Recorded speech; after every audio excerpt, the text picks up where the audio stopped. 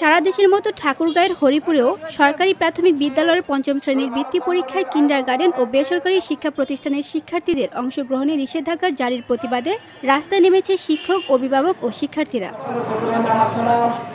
গত 17 জুলাই প্রাথমিক শিক্ষা অধিদপ্তর কর্তৃক প্রকাশিত একটি পরিপত্রে বৃত্তি পরীক্ষায় শুধুমাত্র সরকারি প্রাথমিক বিদ্যালয়ের শিক্ষার্থীদের অংশগ্রহণের সুযোগ রাখা হয়। আর এই সিদ্ধান্তের প্রতিবাদে আজ সকাল 11:30টায় হরিপুর উপজেলা পরিষদ চত্বরে পাকা সড়কে অনুষ্ঠিত হয় এক মানববন্ধন ও প্রতিবাদ কর্মসূচি। শিক্ষা যদি জাতির মেরুদণ্ড হয়ে থাকে তাহলে এই জায়গায় যে বৈষম্য করা হয়েছে সেটা কিন্তু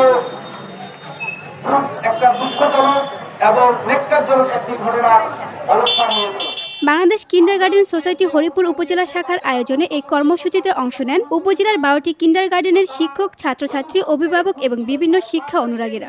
এতে বক্তব্য রাখেন বাংলাদেশ কিন্ডারগার্টেন সোসাইটির হরিপুর উপজেলা শাখার সভাপতি খালিলুর রহমান, সম্পাদক মোস্তাক আহমেদ সহ অন্যান্য নেতৃবৃন্দ।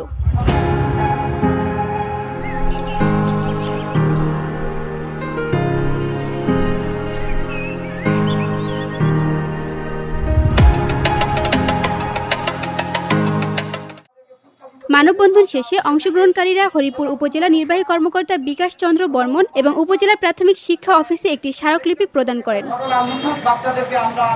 VOD Bangla news desk.